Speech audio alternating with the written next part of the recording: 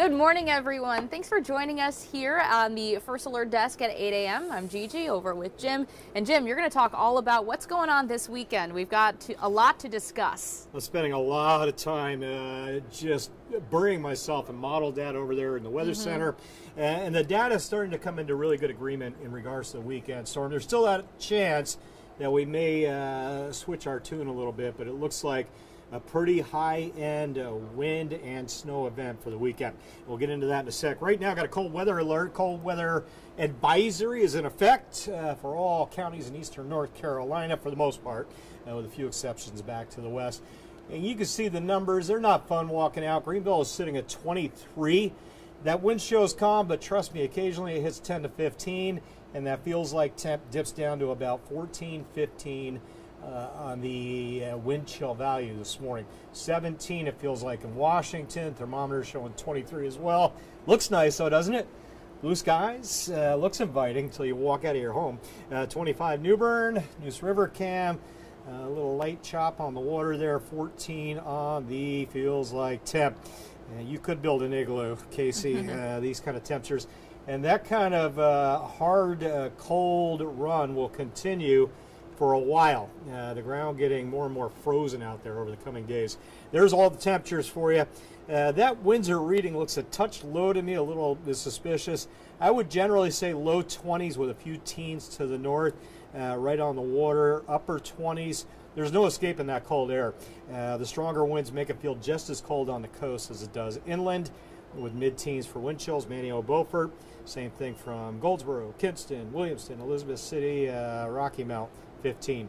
Temps and wind chill values now 20 feels like 10, give or take. Let's say low to mid teens it feels like, and then the afternoon high just a few clicks above freezing.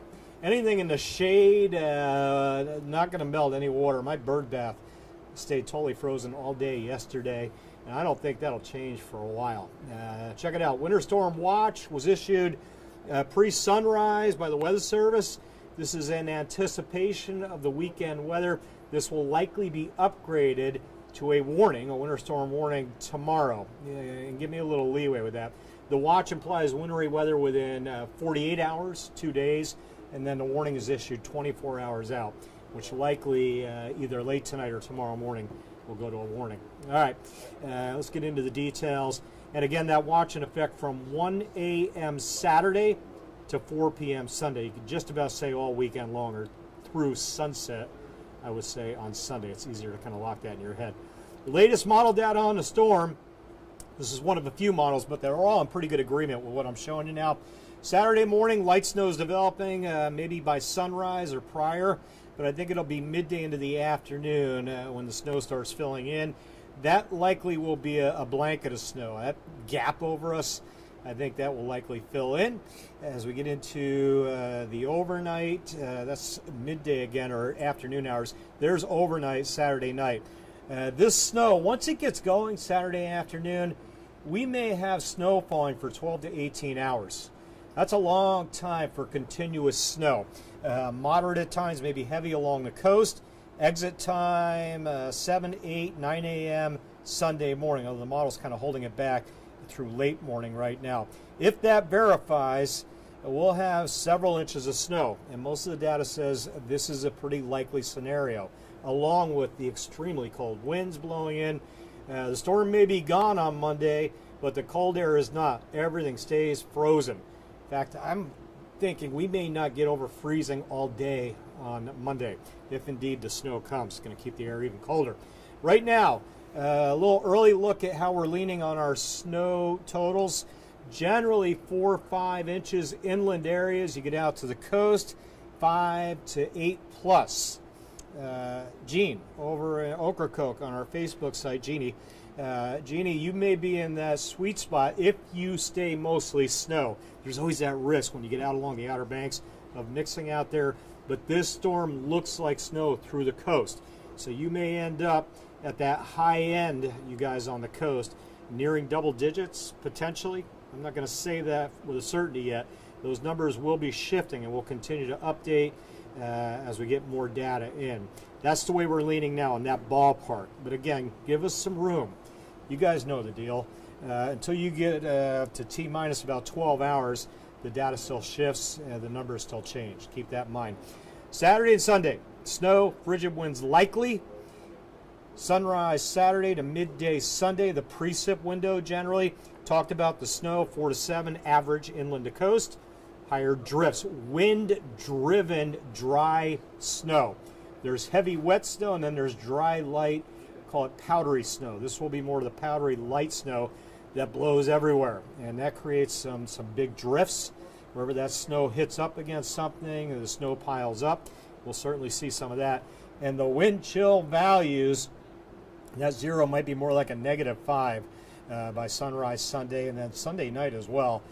Bitter cold stuff coming in. All right, the satellite radar, put that into motion for you. You can see there's nothing out there. Clear skies, nothing brewing today, just the cold. Let's give you that that wide perspective again. The map's still quiet. That low back there, the red L, that's our eventual storm. And not a big powerhouse storm on the way here. It's when it gets here that it starts flexing a lot of muscle. Nothing like last week's storm that impacted half of the nation. This one impacts North Carolina, South Carolina, and Virginia. Here we are Friday morning, still dry. Again, we get into Friday late day, still dry, clouds thickening. And then again, I'll show you that storm into the overnight and working its way along the coast and strengthening as it does so, and not exactly racing along. That slow movement is a concerning factor to me as well, allowing that snow to continue for 12 plus hours potentially. All right, and again, kind of give us some room. Check in with Zach later. Dustin will be here in the noon show. He'll have some new data as well as we continue to work hard to keep that forecast as accurate and close as possible. And that means little shifts in the data. First alert weather weekend, obviously. Overnight's bitter cold air. Next week, Groundhog Day. What a start for Phil coming out of his hole. Those 30s here will translate to much colder air up there in western PA. Slick roads likely Monday. In the morning hours, likely Tuesday. If the weekend storm comes together, which it probably will, we'll be dealing with the impacts through at least, I think, Tuesday, probably into Wednesday as well. Okay, yeah, so it sounds like today and tomorrow are your days if you need to go to the grocery store, if you need to get more ice melt. Hopefully some of you still have that from last weekend's storm situation. But yeah, the next few days we're not going to be seeing any kind of precipitation until it rolls in here, likely Saturday morning, maybe Friday night. Yeah, a little bit of snow is possible Friday night, okay, but it'll be as we go into the day Saturday. But you're making a good point there. That, and I would include medications. Yep. If this storm does come together the way it looks like it will, it may be several days where travel is very difficult. So you don't want to run out of meds on Monday or Tuesday and be looking out your window at snow-packed roads, some of those back roads. So take care of your meds. Make sure you have everything you need for your pet over that 5-day run from Saturday through maybe Wednesday, I would say. I don't think this will be a high power outage event. I may take those words back. Sure. Coastal flood risk will be there, winds gusting 40, but the light fluffy snow, that's not a lot of weight on tree limbs, so that'll help in that aspect.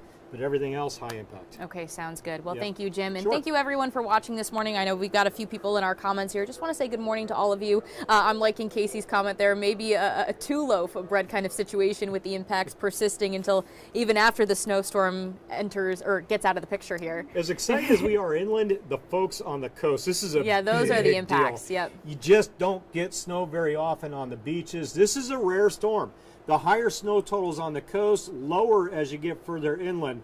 So the snow lovers on the beaches, congratulations. You're the winners on this one. Yeah, I'm sure that'll be an interesting sight. Yeah, snow on the beach. Very cool. Yeah, we've had some systems in the past. I remember a foot of snow out on the Outer Banks with big snowdrifts. Yeah. I'm trying to remember what year that was, but it is an amazing sight to see snow on the coast, and we likely will do that this And feel weekend. free to send us some pictures too. Yes. We do have our Carolina camera on our website. If you head over to WITN.com, you could send us all of those photos this weekend. We'd love to see everything if you're building any snowmen, igloos, anything like that if we do get a ton of snow.